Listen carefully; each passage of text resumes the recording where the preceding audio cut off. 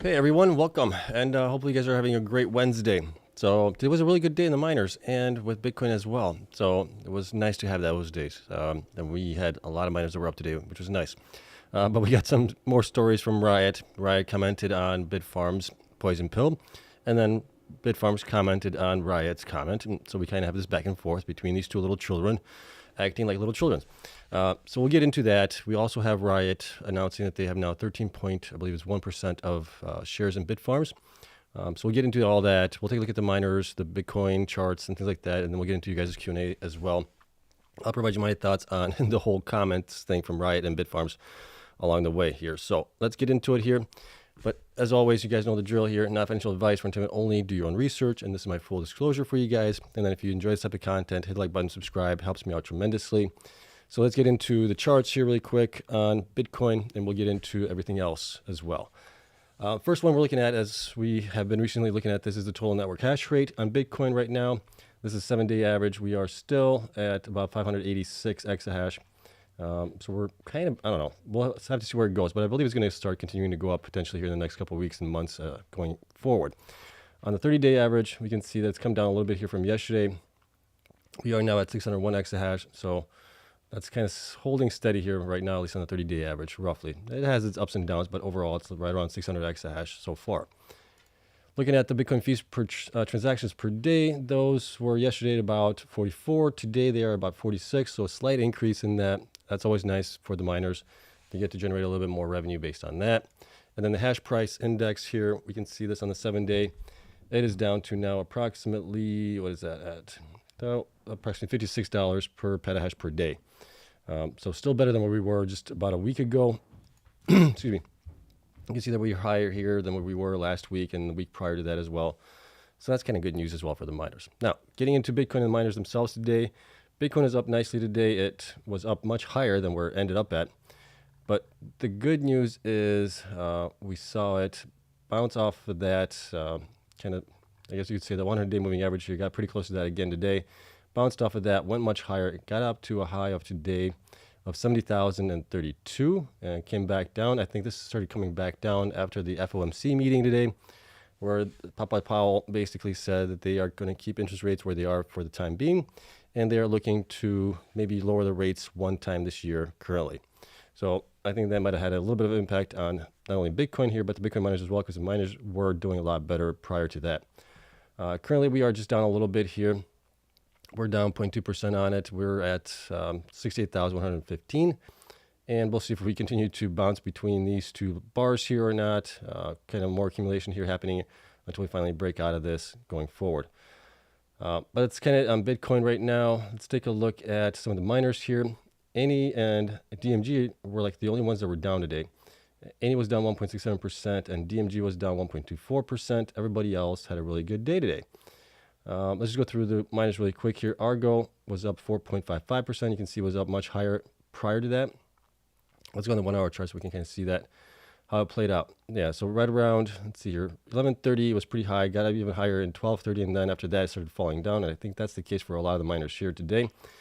BitDigital, same situation here, up 3% at the end of the day. It was up much higher by that point as also, and then BitDeer was up 8.22%.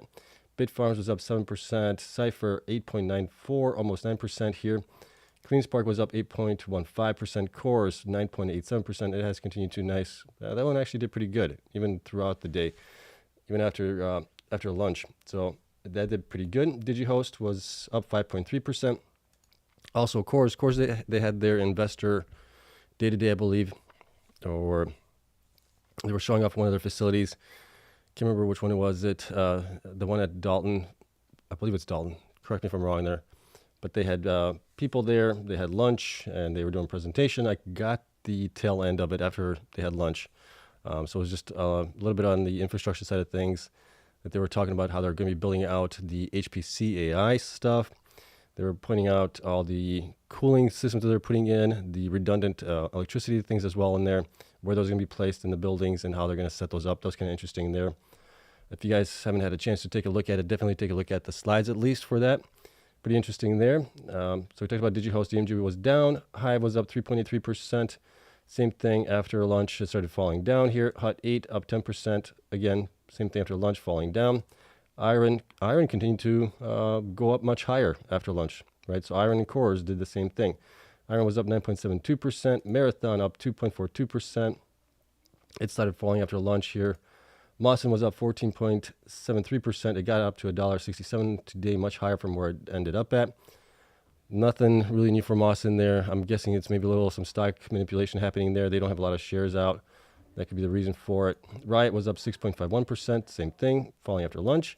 Stronghold was up 12.57%. Really no news for them either. So maybe some stock manipulation going on in there as well. And then Wolf was up 10.5%. Wolf was coming down here after lunch as well. And it had a nice run here in the very morning hours. So it's looking pretty good for Wolf here. All right, so that's the miners, Bitcoin, and everything else. Let's get into our stories that we do have here. So first one is from Riot. So Riot's not happy about the poison pill. And they take some jabs at Bitfarms, and then Bitfarms responds, and they take some jabs at Riot as well. So it's going back and forth. It's like a bunch of little kids that are maybe a little spoiled too much here and blaming each other for each other's ills, I guess. But here's what we got here. So Riot comments on Bitfarms' adoption of shareholder unfriendly poison pill, right? They're calling it unfriendly. Well, of course it's unfriendly when you put in a low bid offer to take out the company, to buy them out. So how else are you going to look at it that way?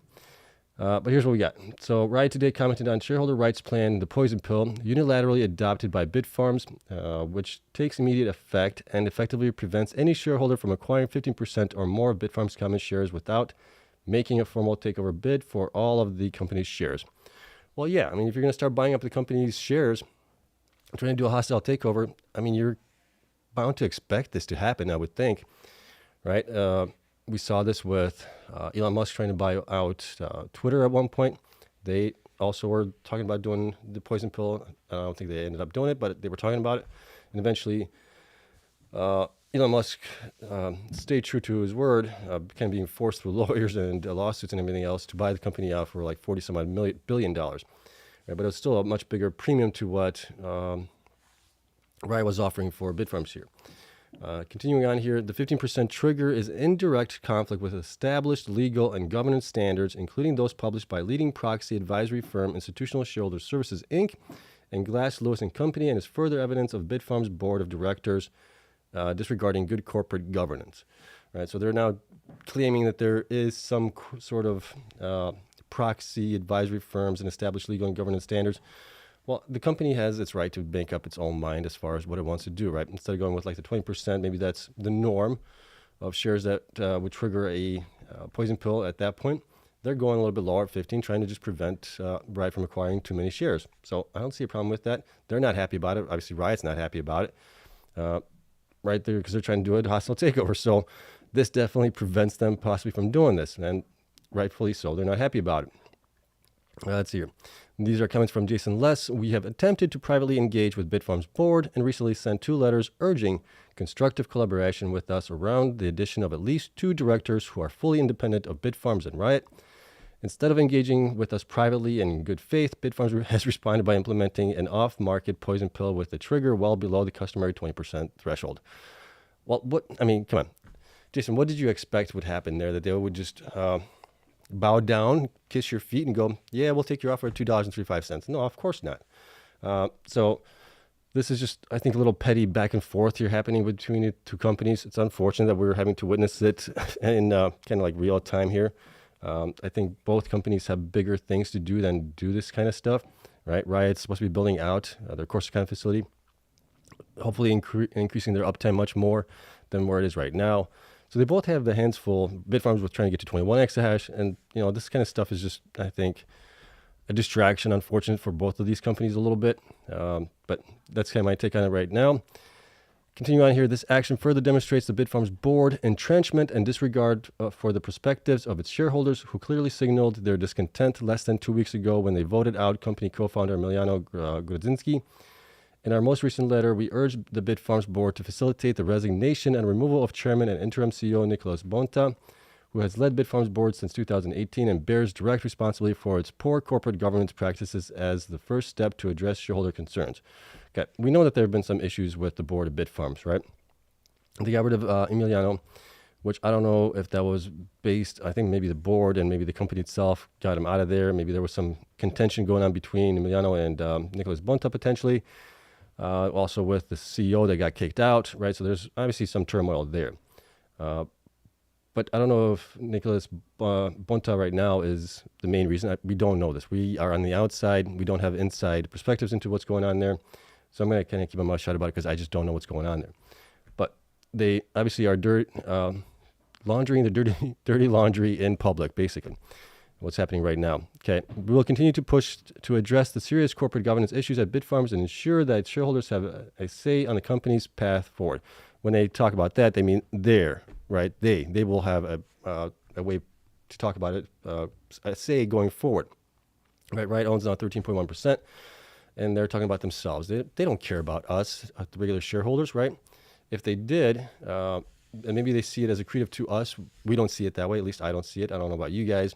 But I don't see it as being accretive because I believe that Bitfarms could be worth a heck of a lot more going forward than the $2.35 offer that they made originally, right? So this is from Riot. This is their comments. And then Bitfarms' comments are pretty juicy too when we get to them. But here we can see that Riot posted this when was this posted? This was June 11th, so this was yesterday. This is the Schedule 13D. This was posted on Bitfarms SEC site there. And they have been acquiring shares in the company. I think they put down a schedule of when they were doing it. Here we go. So on 6/7, they purchased 1.7 million shares. On 6/10, they purchased 1.9, and on 6/11, 2.2, almost 2.3 million shares over that time span. So they are now at 13. They put it over here. Let's see, where did it go? I saw it. There is 13.1% right there, right? Percentage of class represented by the amount in row 11, 13.1. And this kind of maybe puts a stop to them because they were buying all the way through 6/11. So just, I think, a day after the day before that Bitfarms came out with the Poison Pill thing for us, right? So that kind of maybe puts a little halt on their acquisition plans. They could still buy more. They could buy up to 14.99% of the shares and not trigger that 15%. Also, interesting note here is that they are using the 411,621,686 common shares for their percentage run-up. So I did update that number for Bitfarms' number of shares outstanding currently. And that's up a little bit here from the 398 million that I had roughly for them. So that's up, 13 million or so in shares. So Bitfarms looks like has been diluting a little bit through their ATM potentially during this time as well. Okay, so that's something to note there. Their current market cap now puts them at 1 billion based on these number of shares. Okay, so that's pretty good there. And let's get into what Bitfarms had to say on the statements from Riot here.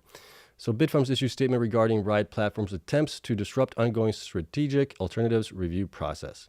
Right, so it's kind of smacking Riot back a little bit. So Bitfarms today issued the following statement in response to comments made by Riot Inc. Bitfarms Board of Directors and management team are committed to acting in the best interests of the company and all of its shareholders. Following the receipt of multiple unsolicited expressions of interest from third parties, the Bitfarms Board formed a special committee comprised solely of independent directors to consider the unsolicited proposals, including an unsolicited proposal from Riot received on April 22nd.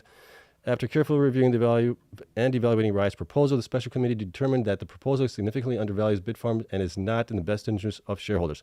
And I agree there. I agree with that 100%.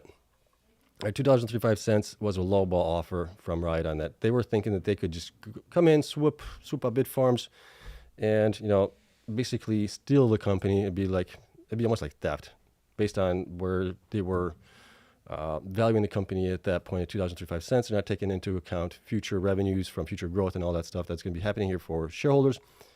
Bitfarms Board is doing that. They're looking out for, I believe, the best interests of the shareholders right now. Okay, continuing on here. The special committee has welcomed Riot's interest in the company and participation in the ongoing strategic alternative review process, including by agreeing to the standstill terms proposed by Riot. Okay, so Riot proposed standstill terms. Riot declined to participate in the process and instead has continued to acquire common shares of the company in the open market in an attempt to undermine the integrity of the process and harm the interests of the company. It is clear that Riot's interests are not aligned with those of Bitfarms shareholders, and instead of participating in the special committee's process in good faith, Riot is attacking Bitfarms Board and corporate governance in an effort to push its lowball bid and disrupt the strategic alternatives review process. Right, and that's a little slap there at Riot from Bitfarms. But I agree. I mean, I don't know the whole details of what's going on there, but usually there's, like, I believe, a process that happens there. If you're trying to get maybe a takeover of another company, right? You sign some NDAs, things like that, and you work kind of in the background, have the board and the other people in play there, and you talk it out, right? If you don't agree on it, you go your separate ways. No harm done, right here. But Riot here came in with a lowball bid, and then they started buying shares of the company. So it's basically, like we talked about, a hostile takeover of the company. And Riot's only thinking about their own interests here, which would be beneficial to them greatly here if they were able to get Bitfarms at this valuation. Okay. Let's see here. The shareholder rights plan adopted by the company on June 10th. Okay, so June 10th was the day before Riot here. Yeah, so they were buying June 10th, and then June 11th they bought a little bit more here, even after knowing that they had the poison pill. So that was then does not preclude Riot or any other shareholder from making an unsolicited takeover bid, nor making director nominations. Instead, it preserves the integrity of the strategic alternatives review process so the special committee can continue working towards value maximization for the shareholders. Okay, so what they're doing there is basically saying that by doing this poison pill for the shareholders of Bitfarms is that they are basically putting a halt on anybody trying to acquire more than 15% of the company. Right, at that point, they can see if there's other interest out there that would offer maybe more money for it, right? But if you have somebody that's continuing to buy the shares in the company, it's going to make it very tough for somebody else to possibly buy them out at that point. So I get what they're doing there, and I can agree with that, okay? Here we go. Riot's comments make clear their frustration lies in no longer being able to tilt the scale towards their opportunistic, non-binding offer, cloaked in vague concerns about corporate governance. If Riot, here's a little jab, if Riot is passionate about corporate governance as it so purports, Riot should focus on its own board, right? A little jab there on the board. Indeed, the Riot board's corporate governance received a higher risk rating in governance from Institutional Shareholder Services and a 0.4 out of 10 in board accountability from Glasslew and Company. Attacking Bitfarms governance is not only hypocritical, but it is thinly veiled ploy to achieve Riot's own self-serving agenda and attempt to acquire Bitfarms at a discounted price. All right, that's a pretty good jab there at Riot, right back at them and their board. The facts are clear. At all times, the Bitfarms board and special committee have taken the right steps to deliver the best available outcome for all the shareholders. Conversely, Riot has not acted in good faith and has demonstrated that it wants to short-circuit the special committee's review and advance its inadequate proposal for Bitfarms. The special committee remains committed to the strategic alternatives review process and will continue to thoroughly evaluate all opportunities to maximize shareholder value. Okay, so that is great. A couple of things here. First of all, I like that Bitfarms is now out there kind of attacking as well. Right, before they were a little hush about it. Took them a little while to respond, but now it seems like Riot is coming out with something, and then within, at least at the end of the day, they're coming out with the news about it as well. So I do like that. Does show a little bit of a chutzpah, I guess you could say, and it's good. Right, we need the board and we need everybody there at Bitfarms to be in line with shareholders. By the sounds of what I'm reading here, it does sound like they are. Now, where will this take us? Who knows? I mean, Riot's looking to buy some more shares, like I said, to about 14.99%. And at that time, it's like a standoff to see what happens after that. But this is interesting nonetheless. It's just funny to see two companies with grown, I guess, people in there, and they're, doing this kind of stuff. You would think that if I went in at a company that I offered a pretty lowball bid and the company said no, I would kind of respect that and go, yeah, we kind of give a lowball bid here. But sometimes you have to be, I guess, a jerk in this business or in business in order to get what you want. And this is kind of like Riot acting like a little jerk right now. That's what it seems to me. But that is it. We'll get into you guys' comments as well at the end of it here in questions. But that is it. One thing I wanted to also take a look at here really quick while we're at it is now that we're seeing a lot of movement in like IREN and TerraWolf and who else, Core and things like that. I wanted to kind of quickly look at these kind of metrics here, maybe daily here, to see how things are stacking up as far as what the companies are valued on their petahash per market cap. If we take out HODL for current hash rate and for future hash rate as well. And I updated the numbers here for the spaces they were in yesterday. So we can see here that Marathon actually went down quite a bit here. They were at number 10 spot. They're in what right now? 1, 2, 3, 4, 5, 6, 7 spot right now. So they came down from 10 to 7. We got Iris. Excuse me. Iris still at number 11 spot. Cleanspark number 12, being valued at 184,000 per petahash. Iris at 190,000 there. We got TerraWolf now at number basically 10 spot. They were number 9 spot yesterday, but they're being valued at 159,000 as well. Riot's being valued even more than looks like Marathon right now at 159,000 based on their current hash rate. Cypher, same thing. And then we got BitDeer, Bitfarms being down towards the bottom here, BitDigital, Core, Hut 8, and Hive. So I think Core is still probably one of the better ones here that might have a better, what's the word I'm looking for? A better chance to go up even more based on this. But if you take into account for their warrants dilution that might happen there, right, which would get them to about 400 million shares, this would probably double them at that point. So they would be valued at, what is it going to be, 166,000 at that point. So maybe that would be more in line with where some of these guys are here as well in the higher end, right? Bitfarms, on the other hand, would be one that I think is still way down here. We know Hive is down here right now because there's really two reasons for Hive. They do have a HODL position, but they don't have they can't use the FSB rules for Bitcoin revaluation on the pricing on that. So they can't take advantage of that. And then their growth for this year isn't that great. So I think maybe that's why they're being valued the way they are right now on that one. Okay. Now, going to the future side of things, with the future hash rate, we had BitDeer here being valued the highest here, 128,000 per petahash, followed by TerraWolf here as well, 127,000. Then we got BitDigital at 92,000, Marathon 86,000, Core 83.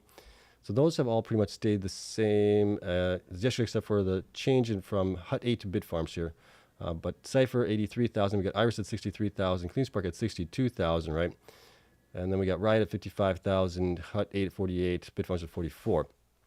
So again, Cleanspark and Iris, I think, should be up higher based on this, right? These guys, like, they don't have a lot of growth. BitDeer, TerraWolf, BitDigital should be probably lower on this side. And then like Marathon, Core, Cypher should be probably a little bit lower as well. Iris and Cleanspark should be higher on that. So I think these guys that are lower on this end have a little bit more potential to run up further in the bull run because of this. Because the way that they're being valued right now for their future hash rate, if that makes sense for you guys. I think it does. Okay, but that is it. And we'll call it a day here. We'll get into the Q&A side of things. So it should be pretty fun here. But as always, you guys know my little sales pitch here. Spreadsheets are available to my Patreon members. The link for that is down in the description. It's $8 a month if you pay monthly, and then if you pay annually, it's 10% off. And there might be a couple spots with the $5 or $4 tier range, and all of the tiers get access to my Discord server as well. So that's my sales pitch here. Let's get into the Q&A side of things. Let's see what you guys have to say. Any thoughts, comments, things like that, based on what's going on here today. So Danny states here, Bitfarms finally comes out with a strong statement, better late than never, and it appears Riot will force the pill, and in turn will prove Riot is not a miner I'll be owning anytime soon. Yeah, I mean, listen, don't get me wrong about Riot. I think they're being a little bit distracted with this Bitfarms purchase right now. They really have huge opportunity with Corsicana facility, and if they can install the machines there, grow the infrastructure there as well, and just have much better uptime, I think the stock is going to do fantastically well going forward. It's just doing this kind of stuff, and maybe they're trying to keep up with Marathon, right? Marathon saying that they're going to get 50 exahash. This would get Riot, if they bought Bitfarms out, they would get them to about 52 exahash potentially by the end of the year. So it would make them a little bit bigger than Riot, or a little bit bigger than Marathon is on that one, okay? Let's see here. 2 game states, he shorted Hut at 11:20 today to protect my Cleanspark and CORZ calls. Okay, I mean, that might work. I don't do options, so you're probably smarter at that than I am. Let's see here. Jay Ballish says, I would never bet on Paraguay. If you read some of the comments recently, or some of the press releases from Paraguay, the Paraguay government is looking to offer more megawatts to Bitcoin miners. It's more lucrative for them to do that than it is to sell to the neighbor, which I think is Brazil. So I think that FUD there is going away. Let's see here. Mark bets on Uruguay. Uruguay. You mean Paraguay or Uruguay? Let's see here. Cleanspark has lots of room to run. I do believe so. Still going forward when this bull run. Two Game likes the charts. Okay, yeah. So I mean, we can continue to look at those if you guys enjoy those daily to see how things are progressing there. Let's see. What is your base case for Bitfarms to cycle if they aren't bought out? So my low price target on them is like $15, and I think maybe they can get somewhere between there and $30. Depending where Bitcoin goes, depending how well they can build out and how fast they can build out as well. And then can they provide us with any growth plans beyond 2024 into 2025 as well? I think that would propel the stock up higher. But we need to have the CEO there appointed, get a new one there, and they got to grow, installed, and everything else. Danny, thank you so much. Yeah, I try to provide as much information as I can for you guys, and I think it's pretty well priced. Some of these analysts and chart masters and things like that, some of these guys are charging like $50 to $100 per month or something like that, if not even higher than that. So I think $8 a month is a steal. Let's see. Cleanspark, IREN, CORZ all ran up. What other miner has the same potential? I already own Bitfarms. So I think Bitfarms is one of those, but they got to get rid of all the FUD that's surrounding it. Other ones in that, gosh, let me see here. Riot potentially could run up a little bit. They've been beaten down here over the last year. That's because of their poor operations. Now, with course, kind of being turned on and energized, that might help things going forward, but we need to see better operations from them. Who else could possibly run up out of the guys that we have here? I mean, everybody has kind of run up a little bit here recently, and it's pretty well valued more or less. There's still a couple that are kind of low. But yeah, I think, geez, there might be some, I don't know. It's tough to say. With the ones that we're looking at, or at least the ones I'm looking at, it would be like Cleanspark, IREN, CORZ, Bitfarms as well in there. And then you might have like TeraWolf and Cypher potentially that might run up a little bit as well. Let's see. But don't discount also Marathon and Riot, right? Those guys can definitely do something huge. What percentage of shares will allow Riot to get board seat at Bitfarms? I think they can request a board seat now based on the amount of percentage of the shares they have, I think. Unless it's like going to be 15 or 20%. I'm not sure what that number is. What is the issue with electrifying the miners in Paraguay for Bitfarms? So Ben has stated that they are waiting on Andy, the government-run electrical company there, to test, I believe, with some equipment and then hook up the lines. I believe that was the thing that was holding things up. So I would hope that they would provide us within the next couple of days that they have that energized, because it's been 2 weeks now, roughly. So anytime this month would be great, though, obviously, if they could do that. And hopefully they're still growing their hash rate across other sectors, other locations, to get to closer to the 12 exahash that they were targeting for end of June here.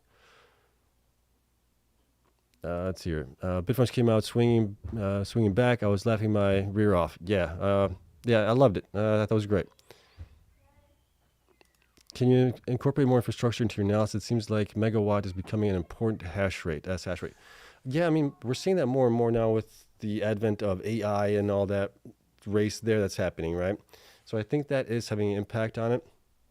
But we're only seeing really two companies really that have these huge contracts. Core with having the biggest one there, and then we also have Bit Digital with not as high of a contract, but still a substantial contract, $100 million, or not 100 million. It's supposed to get to 100 million, but hasn't yet. It's $50 million a year right now. Other than that, we have IREN playing in that space. We got Hut playing in that space. We got Hive also. Who else is in that space? TeraWolf, Cypher. They're all going for that, they're all trying to figure out how to play it best, right? It's expensive if you're going to put in your own servers and things like that. So it doesn't make sense to go in with a partner on it where you have a contract with somebody and then they bring in their HPC equipment at that point. I don't know. It's still early days here. So eventually I think I will keep an eye on that. But that's going to be also kind of, I'll see if I can figure something out, a way to tackle that, or at least track it. Let's see. Question: if CORZ will now focus on AI hosting, how will this impact their perception as a Bitcoin miner? So if you listen to at least part of their conference call today with investors and analysts, they did state in there that they are still going to be focusing hard on Bitcoin mining going forward, but they are just kind of repurposing some of the facilities that they do have, but they still plan on building out and growing their Bitcoin mining as well, which is going to be really good, I think, right, if they can do that. Sebastian, what are your thoughts on Stronghold digital mining? Oh my gosh. I think what they're doing is great with using the spent coal and all that stuff, spent coal ash. and turning that into electricity. And then they're also rehabilitating the areas that had the spent coal, turning those into parks and things like that. I think that's great. But when you look at their operations, their costs, everything like that, they've been kind of underwater a little bit here, at least for the couple quarters that I've been tracking them for a while. And it's just, I don't know how you get out of that little funk that they're in right now. And even the board has come out stating that they're looking at all possible revenue or possible, what's the word I'm looking, I'm messing in blank, all possible scenarios as far as return on shareholder value, right? So they're looking at possibly being bought out as well. But then I'm thinking, like, who's going to want that headache with, running a coal power plant and doing the spent coal things and then the carbon capture things as well? There's a lot of stuff that's involved there. If you remember, Marathon had I think it was a coal plant as well. Coal or natural gas, I can't remember now. But one of those plants in Hardin, Montana, I believe it was. They had that for a while, and then they finally scrapped that. They sold it off and got into just basically having their machines hosted completely. Right? They had a huge decrease in hash rate at that time. This was back in 2022, I believe. Summer of 2022 that happened. And then they were starting to finally get out of that as well. So that's tough. And when you look at their stock price action that's happening there, they have not a lot of shares, so I think the stock can be manipulated easily by big guys. So that's maybe what you're seeing there today. Let's see, Paraguay only currently uses 20% of the energy they produce from their water dam. Yeah, maybe internally, but they also sell a large portion of it to, I believe, Brazil. I don't know exactly how much they sell, but I know they do quite a bit. But yeah, there's huge potential there in Paraguay. Let's see, is it a smart move to buy both Riot and Bitfarms? I believe Bitfarms is more undervalued than Riot is right now. Riot's kind of on the low end of fairly valued right now. Maybe a little bit undervalued slightly, all right? But so if you look at it that way, it could be a good move to buy both. One thing for Riot is right now with them owning 13% of the shares there at Bitfarms, if Bitfarms is able to stay on its own 2 feet, and the stock does really well going forward because the Bitcoin price going up in value, they could, easily possibly 5x at that point. And if Riot holds onto those shares, well, they're going to be making 5x on the millions that they spent. So if they spent 100 million, whatever it was, on the shares, they could be making 500 million from that. So it's kind of like a win-win for Riot. If Riot gets Bitfarms, they win. If they don't and they hold onto the shares, they could win that way either, another way. So I don't own any Riot shares for full disclosure. I do own Bitfarms shares. And the only reason I don't own Riot shares is because their poor production numbers for the past 16 to 18 months or so. That's the main reason why. Let's see. Question, undervalued. You're asking who's undervalued? Not sure what you mean by undervalued, Victor, on that one. Let's see. Is buying CORZ right now FOMOing in, or am I missing the opportunity by waiting for a pullback? Yeah, that's tough to time, right? The other thing you have to take into consideration is, well, I don't know if it's going to have a huge impact. Once the warrants are exercised, the number of shares is going to be increased, but I think the price would stay the same at that point, I believe. And then the other part of it is CORZ still has until, like the first half of 2025 that they're supposed to be retrofitting their buildings for the 200 megawatts of HPC AI for CoreWeave. So it's still a ways off. It's basically a year out. Jason was asked, or not Jason, Dan was, Dan, no, gosh, what's his name there? Adam, sorry, just getting blanks on all these CEOs. But Adam was asked, what happens if they can't build out infrastructure or retrofit the infrastructure in time for CoreWeave? Do they get paid at that point or do they not? And Adam has said that they will get paid once it is energized. So it is all dependent on that, and for them to do all the retrofitting that needs to be done to that facility in basically that time frame. The sooner is the better with this, right? The sooner they can get this done, the faster they can probably start getting paid to do this. So I'm sure they're going to be trying everything they can to get it up and running as fast as possible on that one. So with CORZ, I kind of FOMO'd into CORZ last week as well. I bought in at, what did I buy in at? Like $6, $7, something like that, right around there. What was the price of CORZ last week? Let me take a look at it. I got too many numbers in my head here. Excuse me. Let's see here. Last week I bought it like a Wednesday or something like that. So I bought it right around $6. Yes, $6 something. I was buying into it close to $7. I didn't put too much in, but I was able to get some shares out of it. But yeah, I just think there's going to be a huge potential for them going forward, right? So if you are like a long-term holder, when I mean long-term, I'm talking about like 6 to 12 months, potentially. I think you'll do fine with it still at even this price that they're in right now. Let's see, top 3 undervalued miners at current prices. Top 3 undervalued miners. Well, I mean, you can kind of see, oh gosh, let's take a look at it. Well, let's just go through this screen here really quick on the miner side of things. We'll do that quite quickly here. Let's see all of this stuff here. All right, BitDeer right now, based on where they are, they look undervalued, but not a lot of growth there, right? BitDigital, same thing. They have good AI, but they're undervalued here. They should be at least possibly like 2x from where they are right now. But again, not a lot of growth here this year. Right, they're pretty much fully installed. They did say they're getting to 6 exahash, but they haven't announced any concrete information as far as what they're buying. Bitfarms, we know that they have good growth to 21 exahash this year. They're at 243. They should be at least 2.5x from where they are right now. So that one's undervalued in my opinion. Cypher is kind of getting close to being fairly valued right now. Not quite there yet. They still could do probably like a 1.5x from where they are. Cleanspark is pretty fairly valued right now. CORZ Scientific, they still have a ways to go, right? Even if we double the number of shares out there, we're looking at them being around $18. So they're looking to be closer to where they probably should be. They have a little bit of growth there as well. Hive, not a lot of growth here. Going left, they only have about 500 petahash left. Going down here, they're at 298. I mean, they're getting close to being fairly valued as it is right now. And when we look at Hut 8, same thing. Hut looks like they're overvalued, but this is based on old data that I have for them, so don't go by that one. Hut 8 is just in a place of its own right now. Then we got IREN. IREN looks now like it's fairly valued. It's had a huge run up here. When I was talking about it just a couple months back, it was around the $4 range, $3 range as well. I was saying it should be much, much higher at that point. I wish I would have been buying more at that point, to be honest. But I do have a nice sizable position now. Marathon looks pretty fairly valued right now. Maybe a little bit upside. Riot right now, right? A little bit on the lower end here. Kind of middle, actually. They look pretty fairly valued. And you got TerraWolf now being fairly valued as well. So it's kind of hard to tell which one is fairly valued. If we look at their market cap, petahash value per market cap minus HODL, currently we can see here that potentially Bitfarms is still maybe the most undervalued here with good growth going forward, along with Core. But Core, if you double their shares, they're going to be up here in this range.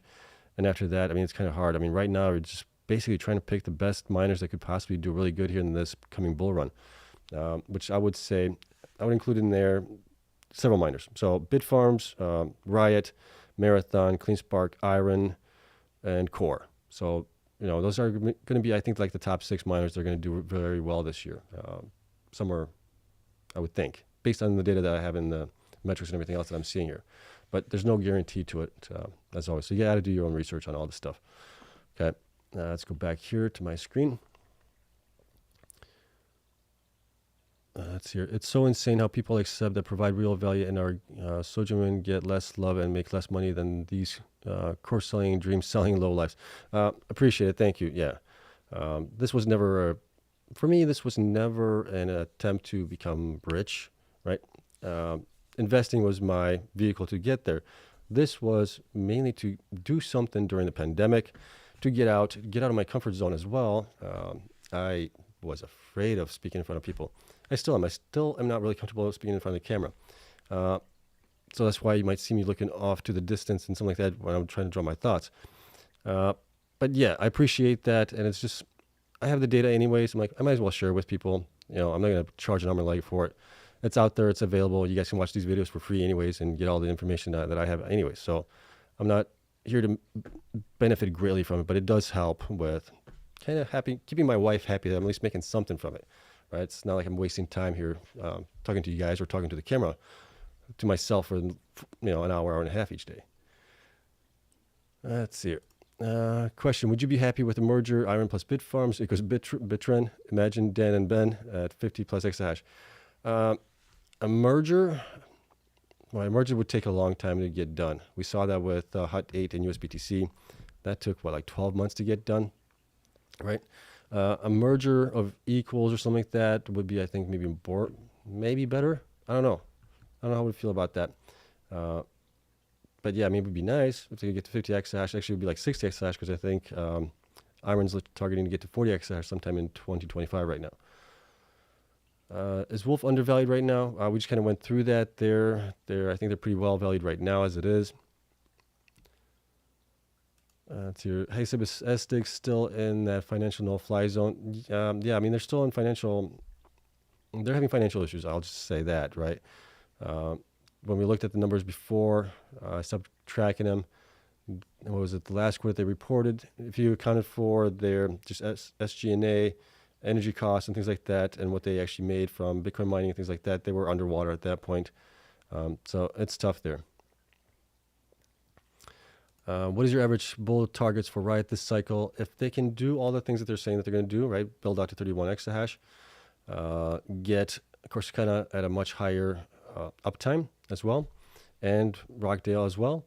At that point, I mean, I could see them easily being north of $60, depending where Bitcoin goes, but I think somewhere around there could be a possibility.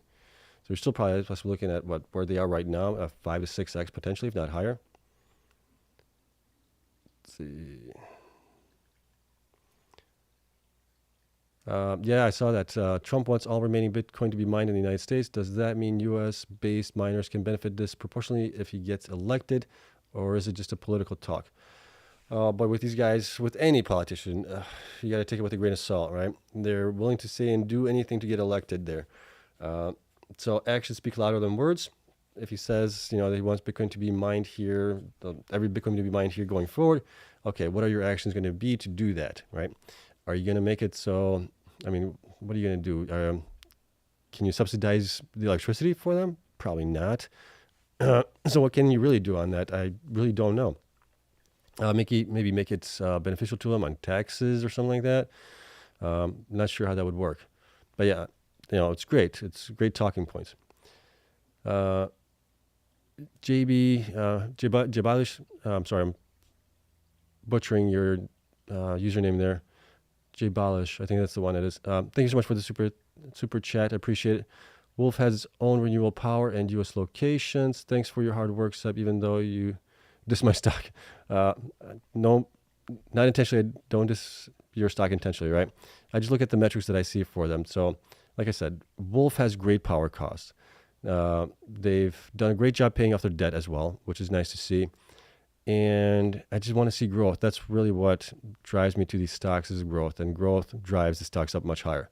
But they do have some potential with AI as well that they're working on. So it'll be interesting to see how they do going forward. But the main thing for them is to pay off the debt. I think when they do that, they will do much better. Let's see. What do you think Wolf's value is with 500 megawatts available for AI when CORZ gets 3.5 billion over 12 years for 200 megawatts? Well, CORZ has also said that they have access to another 500 megawatts they could put into the AI side of things. But 500 megawatts, depending what you get there, right? Are you getting... There's a couple ways to look at it, I guess. One is, are they going to be hosting the way that CORZ is, or will they be buying the H100s or the GPUs for the AI side of things themselves, which is very, very costly? I think, what was it? It was in one of CORZ slides. I think they put in there that they can have, gosh, I'm going from memory here, so I might be wrong on this, but I think they put in there that you could have 300,000 HPC machines, so graphics cards in there at 200 megawatts, I believe. If you run the numbers on how much each one of those graphic cards costs, you're looking at $9 billion in cost just to do that, right? So that's at 200 megawatts. Multiply that times 2.5. Now you're looking at, what is it going to be? Roughly 23 billion to build that out if you were to do it yourself.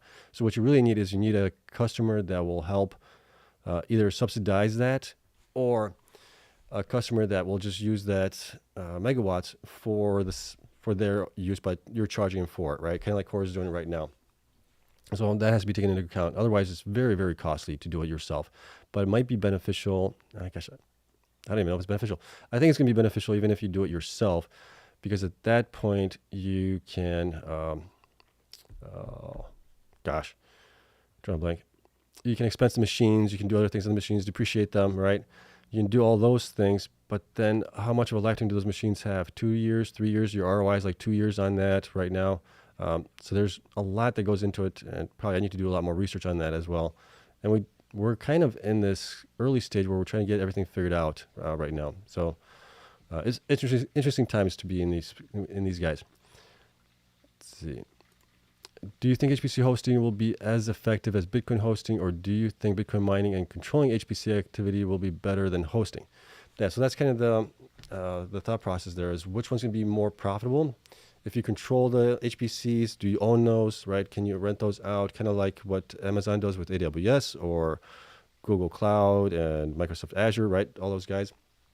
They own the infrastructure, the hardware, everything else, and you pay them to basically use that systems there, depending on the size that you need, right? But for that, you need a lot of engineers, a lot of customer support. You need a lot of people helping you with that in order to do that.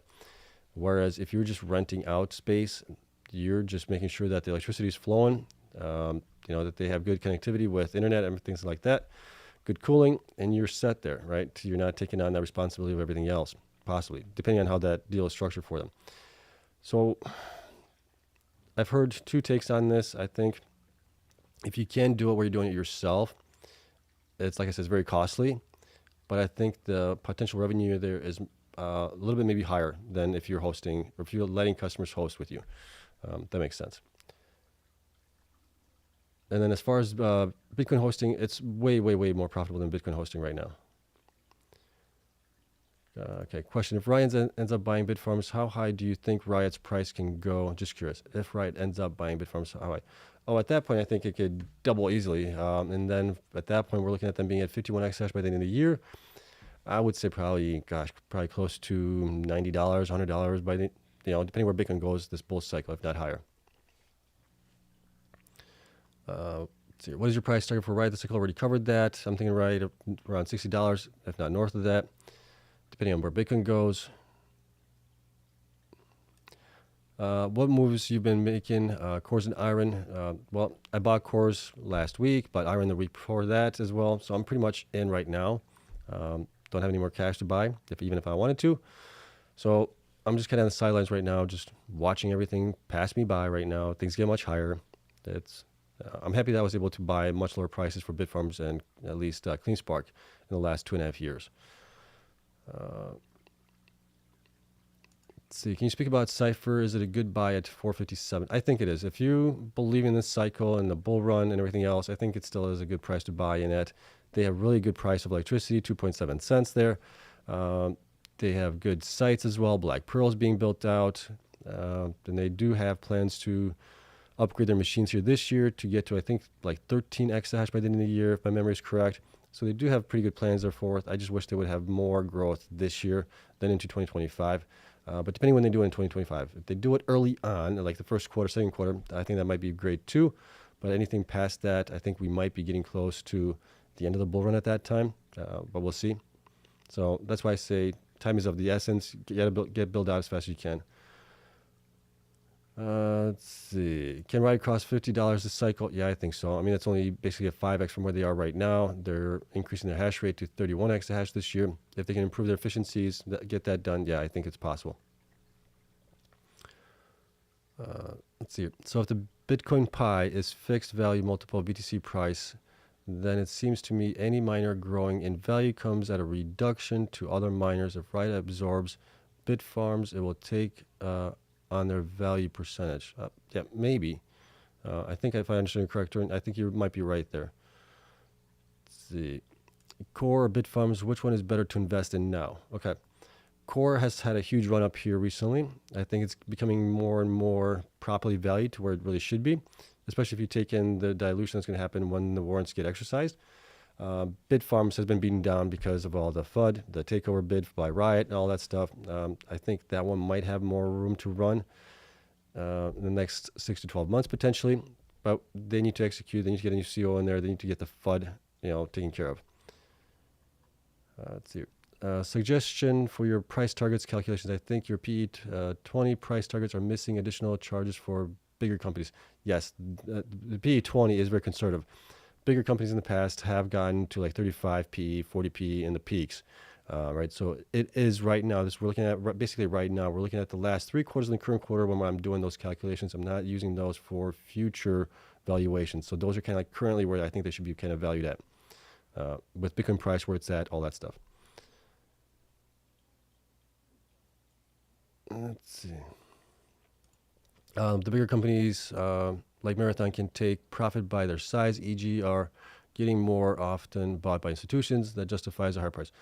If you look at the institutions that are being bought or institutions buying into the miners, it's kind of across the board with all the big miners right now. If you look at them, I mean, a lot of these guys are 40% owned, if not higher, by institutions right now. So it's kind of seeing that happen right now. But yeah, when Bitcoin price goes up, the profit margins get much better. And at that point, they can lead a bigger PE ratio potentially as well. So that does not take things into account. Let's see here. How much shares does Riot have to buy for a hostile takeover on Bitfarms? I think it's over 50%. I believe that's the case. Some have told me it's got to be 66 in Canada. So I'm not sure about that. I don't know Canadian laws. I don't know United States laws very well either. So, but what I've heard from other people saying in Canada it has to be like 66%. Otherwise, I would think it'd have to be at least like 50% in order to do a hostile takeover at that point. Let's see. Happy wife, happy life sub. Yeah, completely agree. Happy wife, happy life. Let's see. Kevin, thank you so much for the super chat. Nice to see everyone turned in late tonight. Have you talked about Trump's truth on BTC miners? Crazy. He mentioned them to me. I did not hear his. I don't have Trump or the Truth Social website up. I did notice that he spoke with Riot and Cleanspark last night at, I think it was Mar-a-Lago. They talked about Bitcoin mining, and then he came out saying that Bitcoin miners, he wants the United States to have all the Bitcoin miners mining all the Bitcoin that's left to be mined. So I thought that was pretty bullish for the Bitcoin miners there. Let's see. Dude, you're the best. I really hope at the end of the cycle you make 6-digit profit. Thanks for everything. Appreciate it. Thank you. Any profit will be good, but I learned my lesson from 2021. Hopefully we don't repeat that again this time around. Let's see here.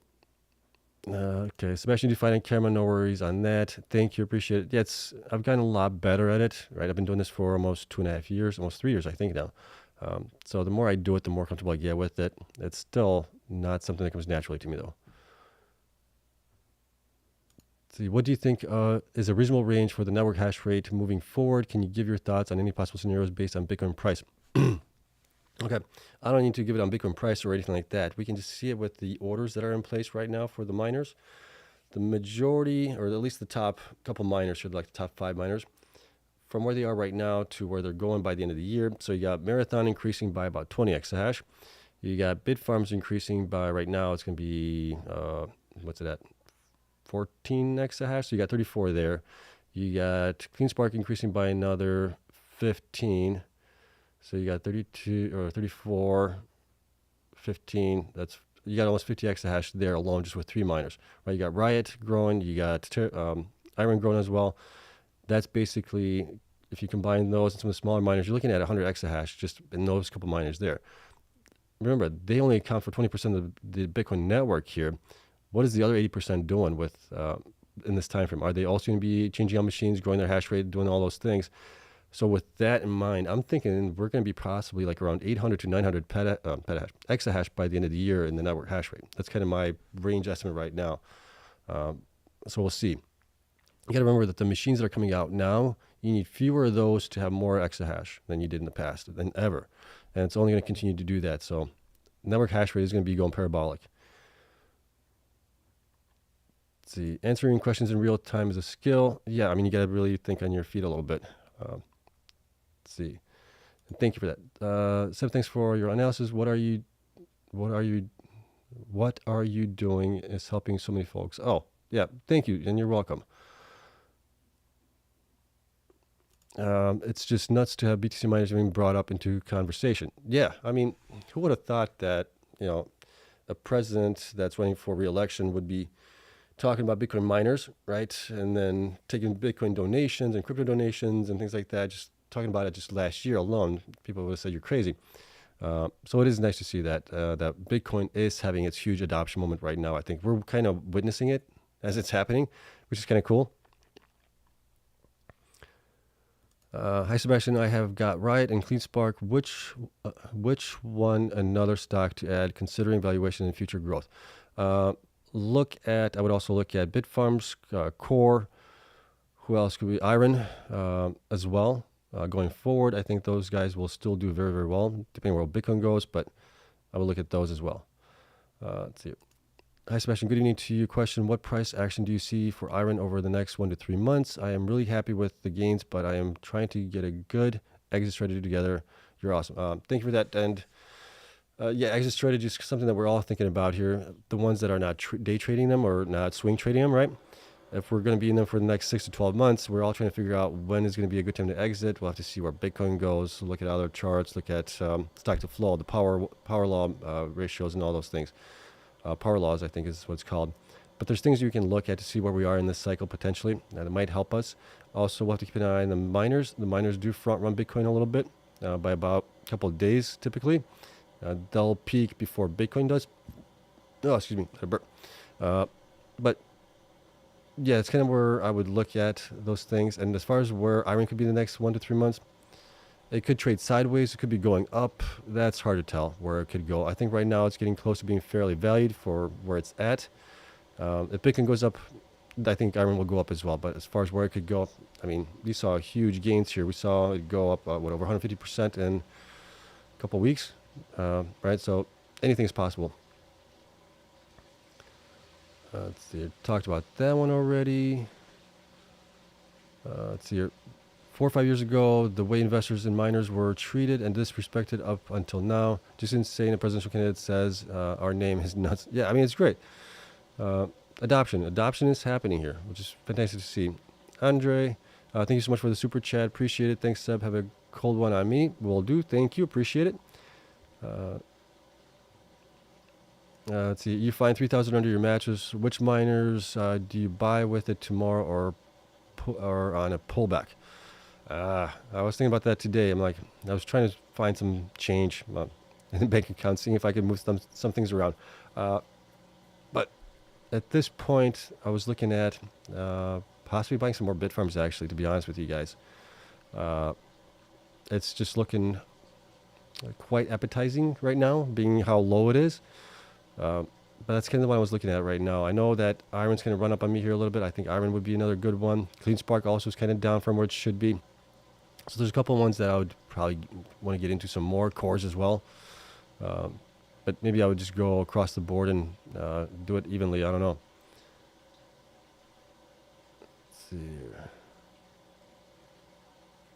Let's see. Gary states, not threatening BTC miners with a 30% tax on electricity like Biden admin has done would be a good... Yeah, exactly, right?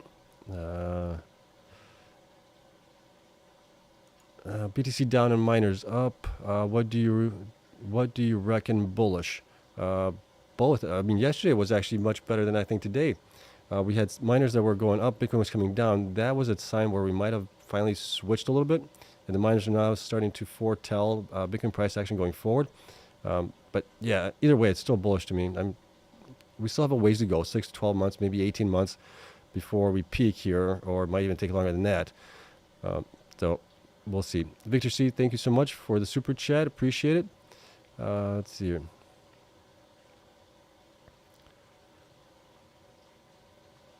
Let's see.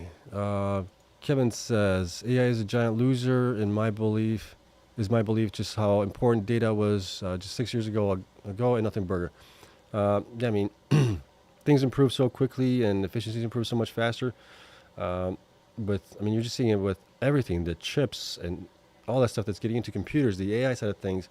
It's how fast would you have to upgrade all those things, and can we make that language models even smaller where you can put them on your phones and things like that where you don't need these huge data centers. I don't know. I'm on the sidelines. I'm a little bullish on it, but we'll see. Victor C says, thanks for all the info. You're very welcome. Let's see. Let's see. Gary, Core has multiple sites that are in various stages of construction that can be finished or less than starting from scratch. Core does have multiple sites. They stated today that they will be basically kicking out their hosting customers at some of those sites potentially, and then retrofitting those to be for the AI side of things. Seb, if Bitfarms hits 20 and IREN hits 50 to 70, I will give you the fattest donation. I appreciate it. Thanks. You guys coming in here is the biggest donation to me. I enjoy talking to you guys, and the questions you guys have are great, so I appreciate it. Let's see. Gut feeling, what will happen with Riot Bitfarms Saga? I think eventually Riot will maybe heal at that point, at some point, maybe. I don't know. Nobody knows what's in the mindset of Jason there, right? So I think with the Poison Pill, it makes it extremely more difficult to buy them out, to buy Bitfarms out for Riot. So I think eventually they may kind of just, back away from it. That's what I would do at least. I don't know. We'll see what Riot does.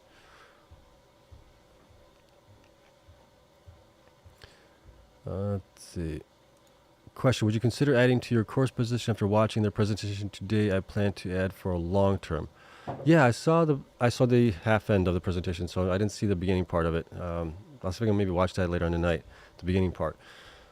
Yeah, I think Bitfarms to me looks more undervalued right now, but I do like the way that CORZ is going.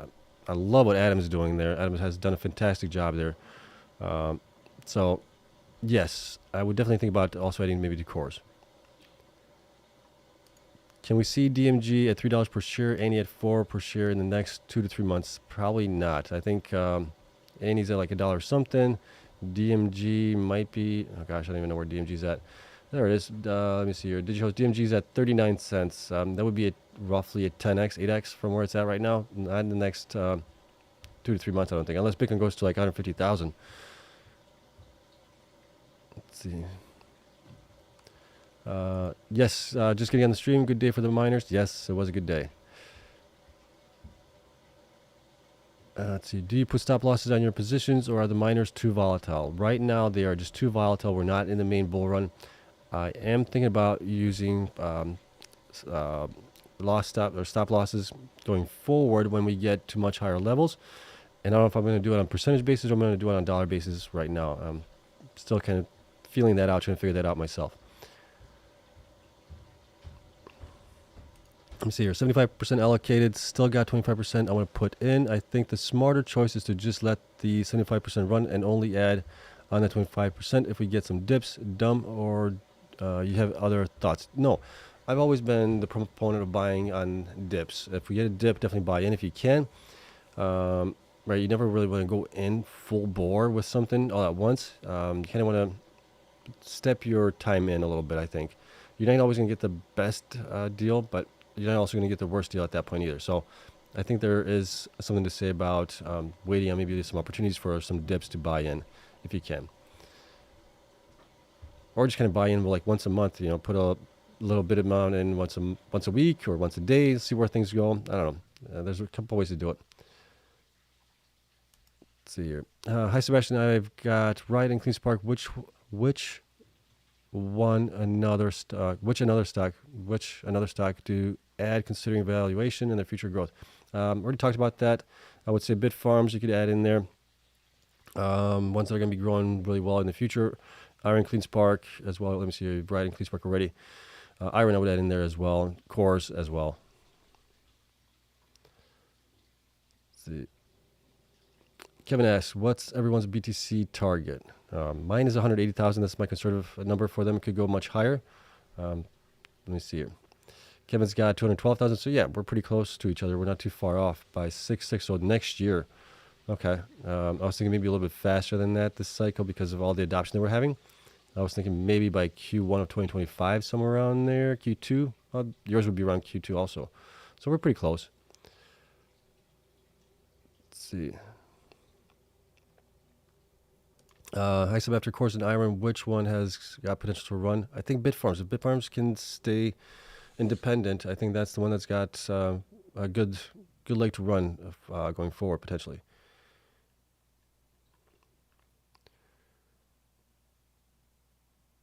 Let's see here. Okay, this is interesting. And any, so Sphere 3D, Melissa Trumpeter, CEO, sells 170,000 shares the last 2 days, and another insider also sold. Yeah. Right. The big deal with Any or Sphere 3D is that they don't have any infrastructure. It's all hosting. So there's not really there's not much there to buy and with them. It's only you're buying miners, and they're older miners too. I think those are like the 100, 140 terahash miners potentially.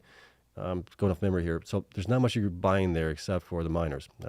So they really need to grow if they want to do anything this cycle. Let's see. Sub new sub here. Thank you for that. Thanks for the great G2. I have my largest position in Bitfarms, followed by Cleanspark, then Mara. I'm loving the action around Bitfarms. I believe the Riot buyout board is very inexperienced. I can't speak to that because I don't know the board that well, nor do I have insight into that. So we know that Bitfarms board has had issues as well. I'm not going to sugarcoat it there. Let's see. Price action on IREN, next 6 to 12 months, much higher, I would say. Let's see. I have 150% growth per year going into 2030 for my models. Is that on Bitcoin or the miners? But difficulty and transaction fees are the real question. Okay, so I think you have Bitcoin in that. Transaction fees are the real question. Yeah, I think over time, transaction fees will have a larger play in it. But you also have to take into account Bitcoin goes up in value, right? Each cycle and things like that. At some point, it's going to be kind of where it's at right now, more or less. But the transaction fees will add more to it, I think.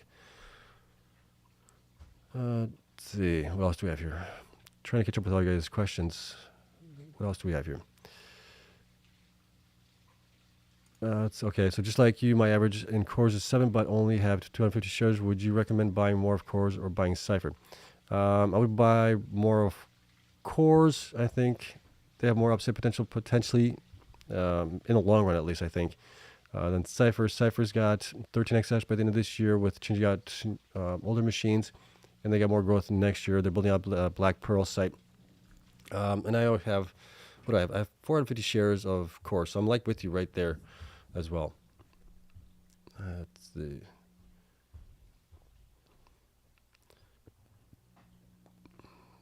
Try to find questions.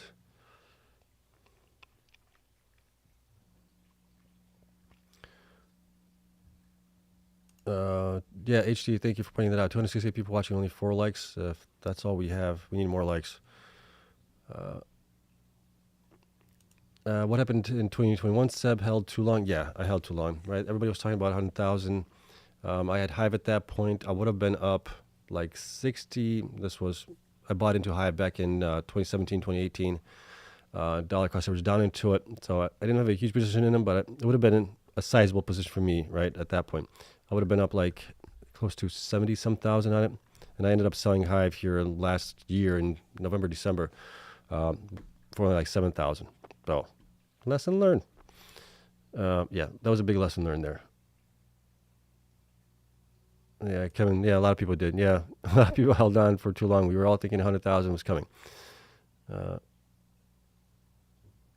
that's how you learn. You get those hard knocks, and you learn those. When is a good time to get out? If you got profits, you're up 100, 200%, 300% or something like that, it's never bad to take profits. So you have to look at the risks and everything else, right? I'm very happy into Wolf, IREN, and CORZ. Would hate to sell too early, even though I'm up huge. Yeah, I mean, I think I could be wrong on this, right? But I think a lot of people are thinking the same thing, that we are still in the very early stages of the bull run.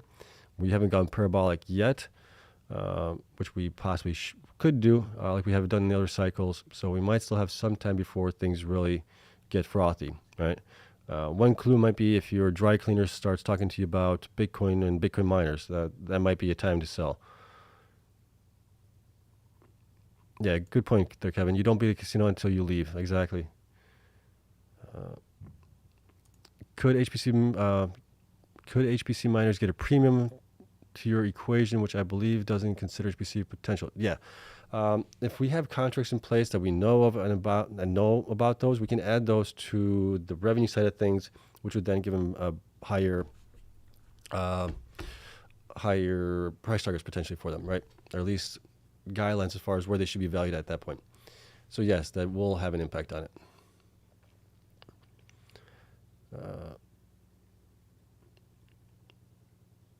Let's see here. Are you still looking at 180 year end?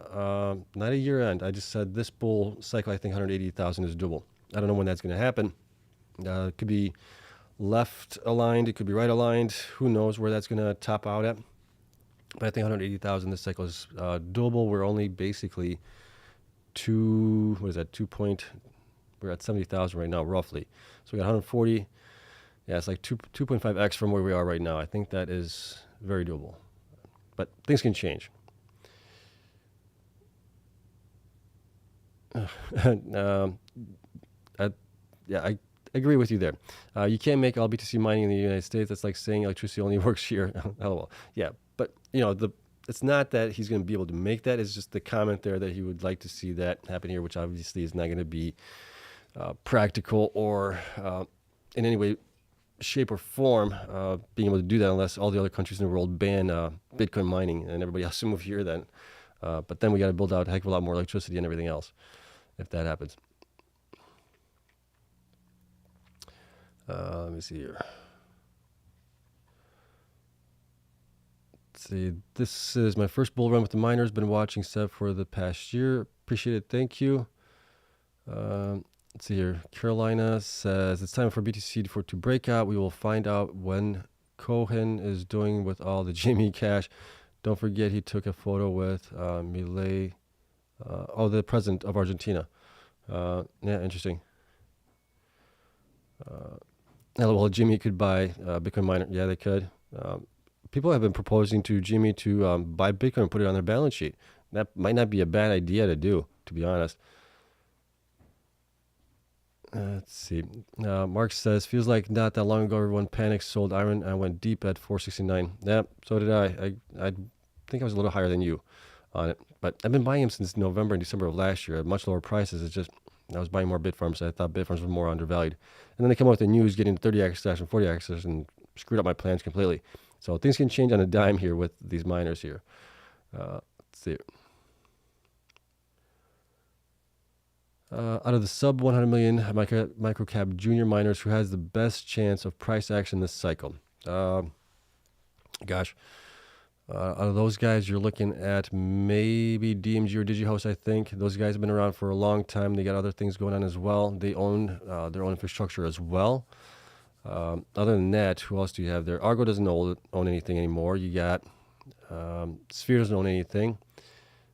So that's 4 there. I had 2 more. Mawson, maybe Mawson, but Mawson's got financial troubles there. They're doing more hosting than they are self-mining. They have all their machines there as well, so it looks like they'll be pivoting to more hosting there.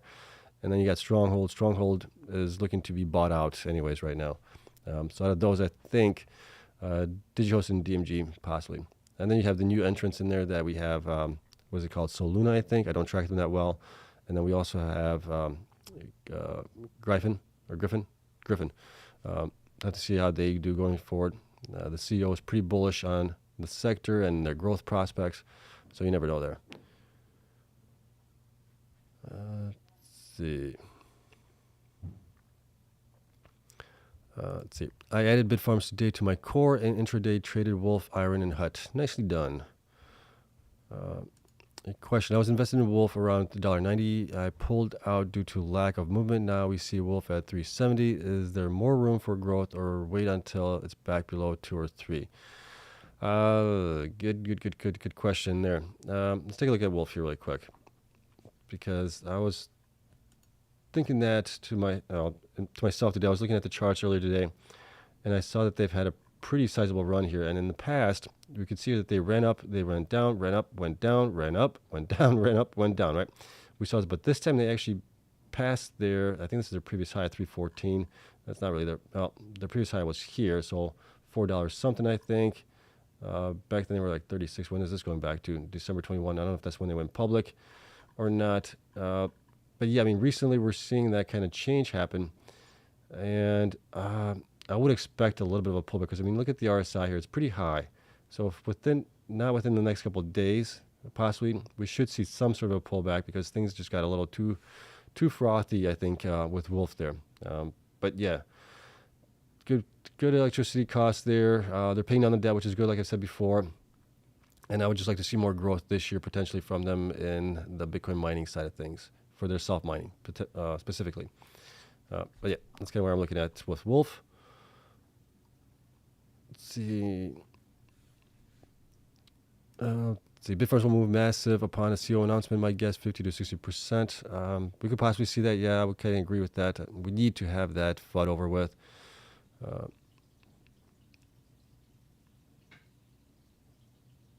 Let's see.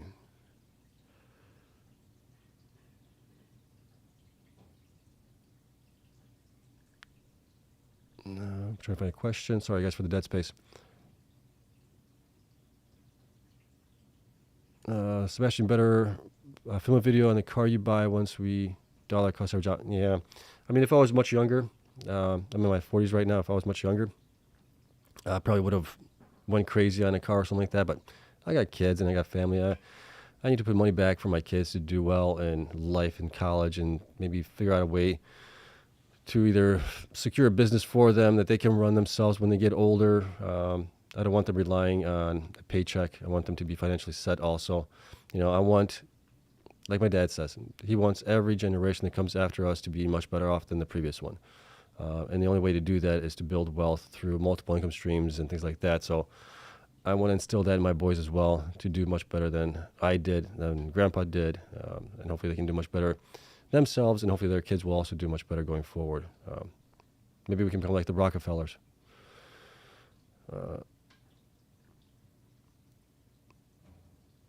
See.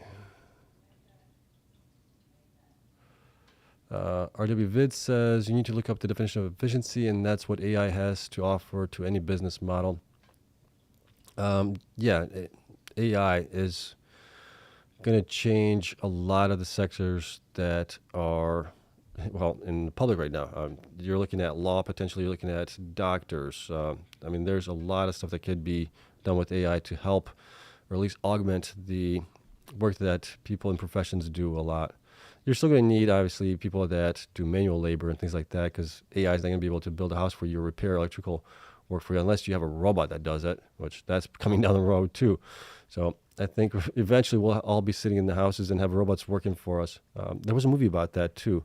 Wasn't there a movie that people were sitting in the houses and they had robots and they were watching, what was that movie? It was with, what is this, the guy from not Top Gun, God. I'm drawing a blank on it right now. I'll come back to me. Let's see. Andrea, thank you. Yes, please hit the like button. Definitely helps, guys and gals. Let's see. Okay, I think I'm getting close to your guys' end of questions here. Do we know if MicroStrategy is invested in any miners? Do you think MicroStrategy is a good investment or comparable to the miners? It is the biggest Bitcoin holder. Yeah, typically what I've seen here in the past, at least that doesn't mean it's going to be going forward, but MicroStrategy typically trades at like a 2x multiple of Bitcoin. So Bitcoin goes 100%, MicroStrategy does like 200%. Sometimes it can overreach a little bit by going like almost 3x, but eventually pulls back down. So that's kind of how I view MicroStrategy, whereas the miners are more volatile than MicroStrategy is even, but they can go up even more than the 2x. They can go up 3x on top of what Bitcoin does. So that's the way I look at it. Let's see.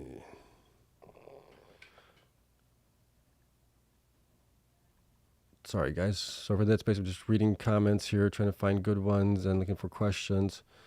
There's a lot of you guys commenting here, which is great, but I'm trying to keep up also.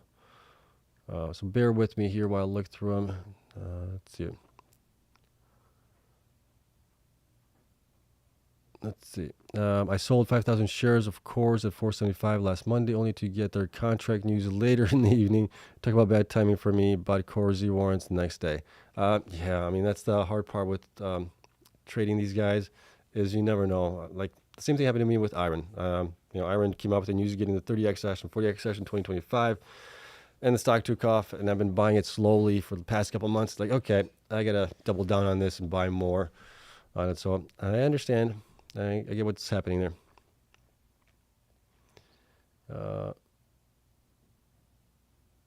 Let's see. Yeah, Kevin says CORZ was down to like 15 cents at one point. I think it was even lower than that. I think it was like 4 or 5 cents at one point during bankruptcy. Yeah. Let's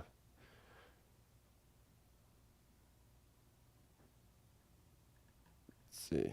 Here we go. Hey, Sebastian, what do you think about DefT's DeFi?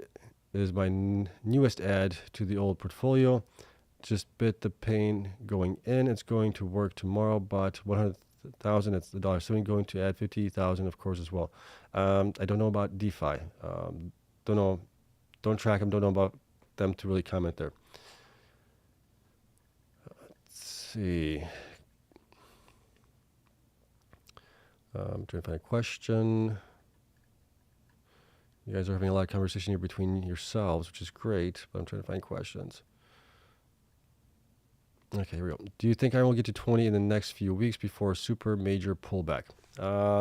If Bitcoin starts going up more, right? If you get past 70,000, maybe to like 75,000 or 80,000 next month or 2 or 3 or something like that, at that point, I think it would possibly get to $20, if not even higher, maybe. Let's see. Gary says, I'm thinking it's way too early to take profits in BTC miners. I normally sell a lot of converted calls, but I'm not even doing that on the miners now that for fear of being called out for the BTC surge. Yeah, I mean, right now we're in that time frame where things get a little bit interesting. We could have a nice parabolic rise, or as some people call the guy candle, where Bitcoin just rips up much higher, and you could be in a world of hurt if you're not on the right position at that point. Hey guys, I'm new here. How do you feel about SDIG? I feel like they're low on everybody's radar. They are, but there's a reason for it. The company is looking to get possibly acquired. They're looking at all avenues for the shareholders to get as much shareholder value back as possible. So that's the reason why. I think there's better miners out there that are going to be growing their hash rate and things like that you want to really look at. Let's see. If BTC crosses 140,000 by next year, March, what price do you expect Riot and Mara to be at that point? So it's basically a 2x, right? We're looking at 2x from where they are right now. I would expect Marathon and Riot to be at the very minimum probably 3 to 5x from where they are right now, potentially. On the low end, conservatively talking, right? Depending on how the FOMO goes into it and everything else.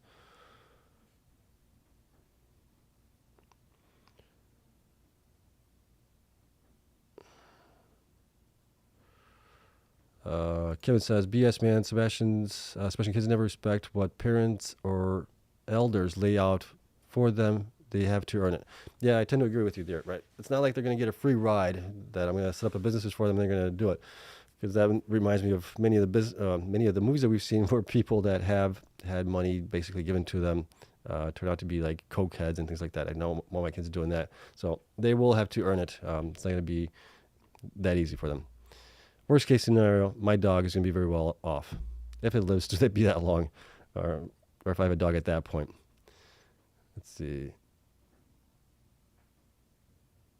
Andrea, I agree with you. I believe DCA is safer strategy than trying to time the market, just in my opinion. I agree. That's kind of what I did it. It's especially advantageous to do it in bear market if you can. I know it's painful because then you're seeing your value go down and down and down, and you keep buying into it. And it's like, when will this ever end? But if you have the patience, you can do very well at that point. Hey, so you are fine. Get the Shelby. So yeah, you heard my video when I talked about that. I mean, it's still not that bad. It's only like, I think I can get one for like $40,000 to $60,000 at that point. And maybe once, if I do very, very well, maybe I'll think about it. But I still got to buy my wife a car next year because her car is getting old. Hi, so do you think the stock price will go north with Bitfarms CEO appointment? It is surprising they are taking too much time with this role. Are some board members positive about Riot takeover? I don't know if there's any board members that are positive about it. I would think there would be maybe strife in there if there was. We're not hearing that, at least right now. I think the board members see the potential growth that Bitfarms has, And then let me see here. Will the stock price go up if CEO is appointed? I think so. I think that would be good news for the company, which should then help. Let's see. Let's see. Why was the bear market cycle so short? Seems like we didn't have any time to load up. It wasn't really that short. I mean, we peaked in 2021. We had, yeah, I mean, we really had 2022, right? If you look at it, the miners bottomed out in December of 2022, and then 2023 was actually a pretty good year. Bitcoin was up, miners were up at that point as well. Yeah, so it wasn't as possibly like maybe an extended cycle or extended bear market like we had in the past. And that's kind of what surprised me also, is typically the miners were down before the halving event like a year prior, but we were actually up on the miners. So we're seeing the change in the cycles already back then, and especially when we got to the halving cycle, we saw Bitcoin reach a new all-time high before then, so we knew it was a different cycle this time around.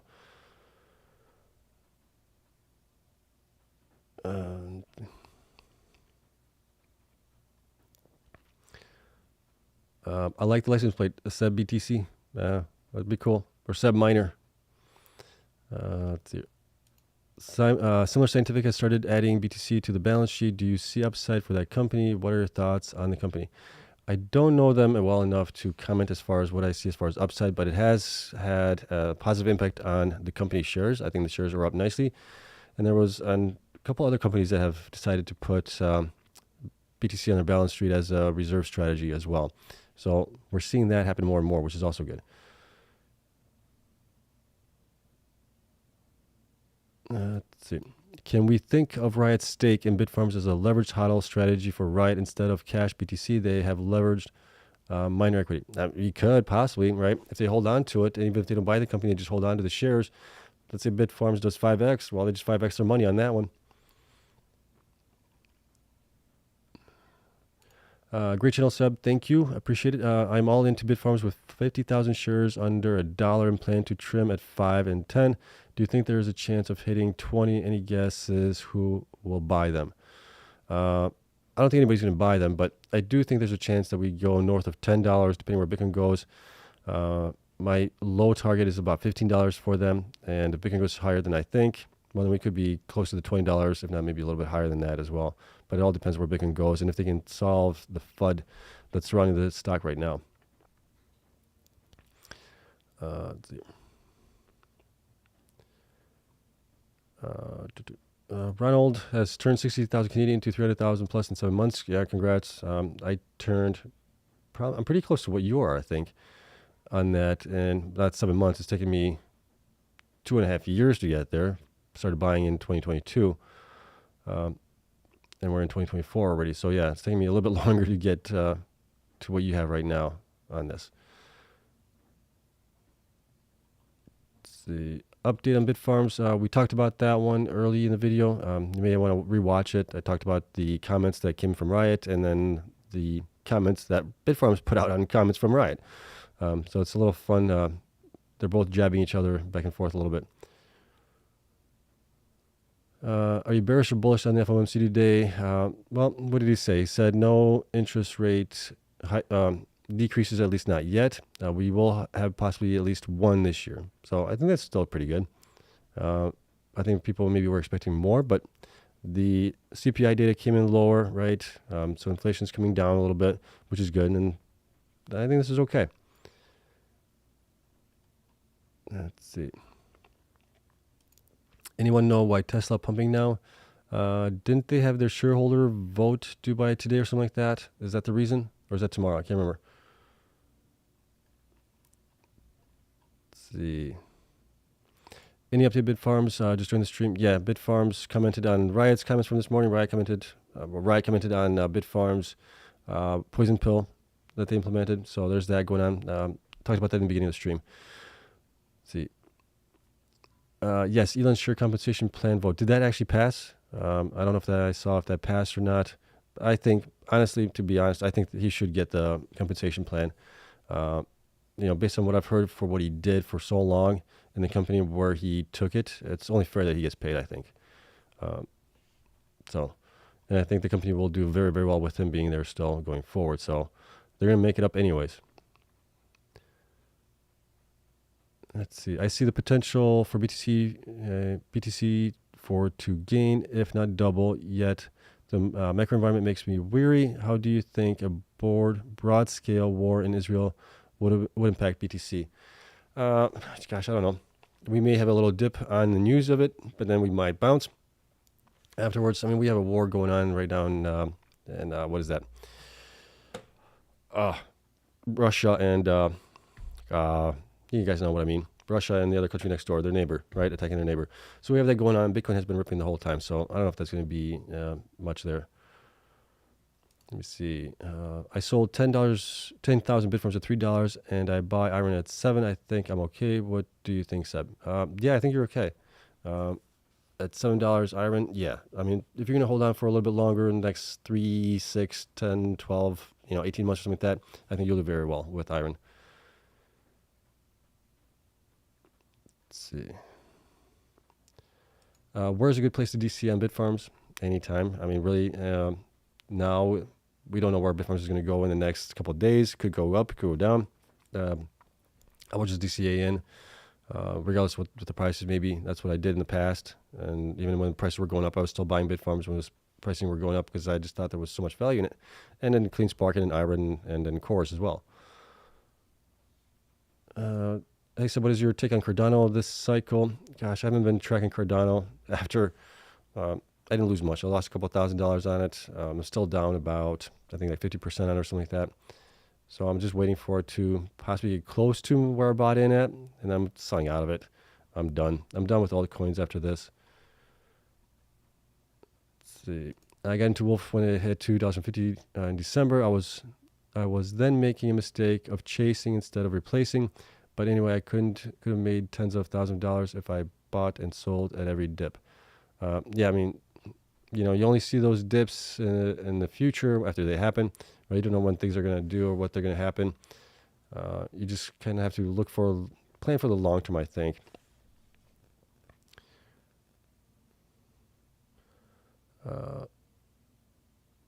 Wow, spoken like a true man, regardless of my car question. Good for you, Seb. Appreciate it. Thank you. See.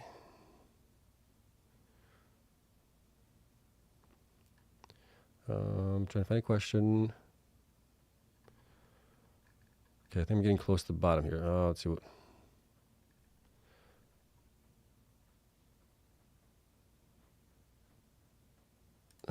I love this. Good night, Seb. I'm in a different time zone. I'll solve your car problem. Just buy the Shelby for your wife. Yeah. My wife doesn't know how to drive stick. Yeah, that would be a great present there. But yeah, sometimes you can do those things, right? Here you go, honey. Here's some golf clubs for you. Even though I play golf. So I don't know why I brought that up. Let's see. Do you know what happened to the Riot shareholders voting today? Any news? I have not seen anything on that. I didn't know they were even voting on it. We'll see. Maybe we'll get some results from it for tomorrow. Let's see. Hey, Seb, I know you're out of Hive, but still, do you have any thoughts on that? They have AI play involved, plus. That's all I'm seeing from you. I like Hive. Like I said before, I think their operations are great. Their efficiencies are great in their operations. They have good, healthy balance sheet as well. The only thing for me was the growth and hash rate this year, right? If it was for that, if they had growth, I probably would have held on to them. But they didn't, and they still haven't really provided much growth other than to get to maybe 8 exahash by the end of the year. So that's the only thing there. The AI play, yes, they've been touting it, and it's supposed to be growing. And they had big plans to where they're supposed to be making like 250, I believe it's 250 million a year on it or something like that. We haven't really seen that materialize, at least not yet. So that's kind of where I'm at with Hive right now. I'm looking for growth. Let's see. What do you think Trump met with the miners, and how much benefit will the miners get out of it? Also, thanks for all the time you give. Yeah, you're very welcome. It was nice to see Trump put out the comments that he did on the miners. How much benefit will they get from him? What can he really do? Can he maybe give them tax breaks maybe on that front in order to incentivize people to come here? You're not gonna subsidize electricity costs for them, right? You can't do that.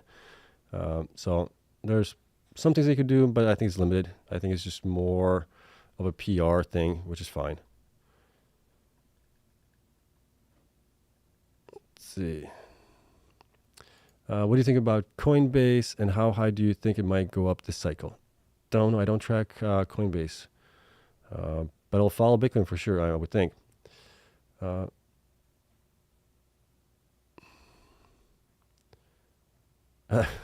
We will need to donate enough money at the end of the run so Seb can get his car. I appreciate that, guys, but I wouldn't be able to take it. I would probably donate that money to needy kids or something like that. If I want it, I'll buy it. Right, if I have the cash. I'm sure I will have the cash. It's just a matter of whether or not I actually do buy it. And it's kind of like one of those things where I think about how often will I be able to drive that car? It'd be nice to have to, look at. Take it out on a nice sunny Sunday drive with the top down and be no hair. But how often will I actually use it? So it's one of those things that I always have to take a look at. Yeah. I'll have to do some major thinking on that. Right now, I'm just concerned on the miners, where they're going, and what we can make on it. Let's see.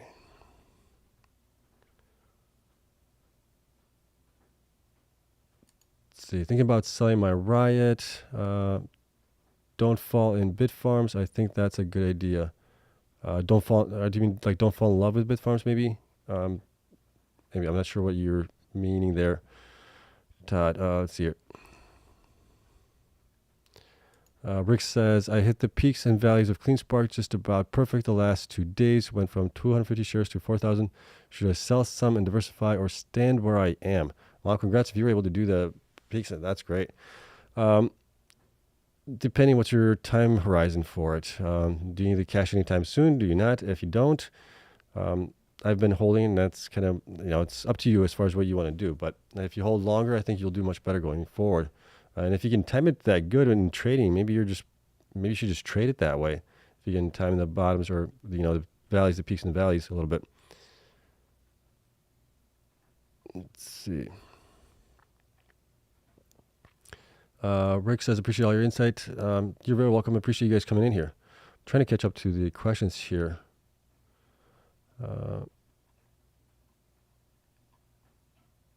Okay, which miners did Trump meet with? I believe it was just Cleanspark and Riot were the two. We saw Jason being there in the pictures on Twitter.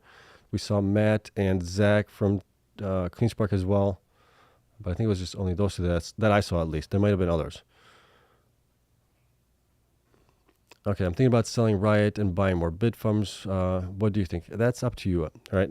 Riot, I think, is also a really good company. They just need to fix their operations in Rockdale and grow their facility in Corsicana, get miners installed, have much better uptime. If they can do those things, I think the stock's going to do fantastic as well.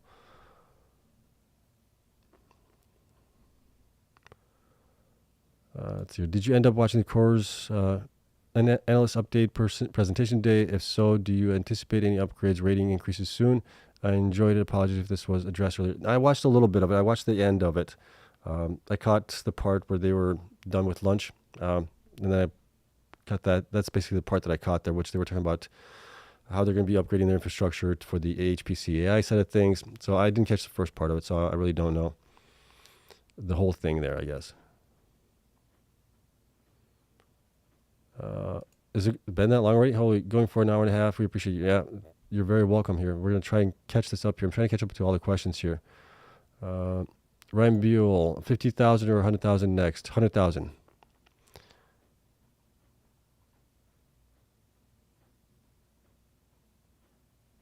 Okay, so you're using Google. Yeah, I got to quit talking to Google and type what I mean. I never get it right. Yeah, it's good for some things and not so good for other things. Let's see. Seb, do you go live at a certain time every day, and what is your time zone? What state do you live in? Thank you so much. So I live in Illinois, so we're on the Central Standard Time. And I try to go live between like 8 and 9 at the latest. Sometimes I might go live a little bit early, like around 7. If I get everything done in time and not much going on with the family, I might do that. But usually it's between, like I would say, between 7 and 9 at the latest. I try to be live. That way I at least have an hour. I mean, we're going an hour and a half now too, but I still want to relax a little bit and then get some sleep.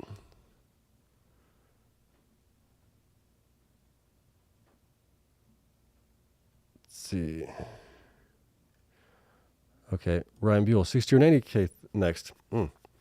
I still think 90K. I think the current bottom, or the bottom here at the least within the last couple of weeks, months, I think it's going to be like around 60-some thousand. I don't think we're going to get to 60,000, but I could be wrong.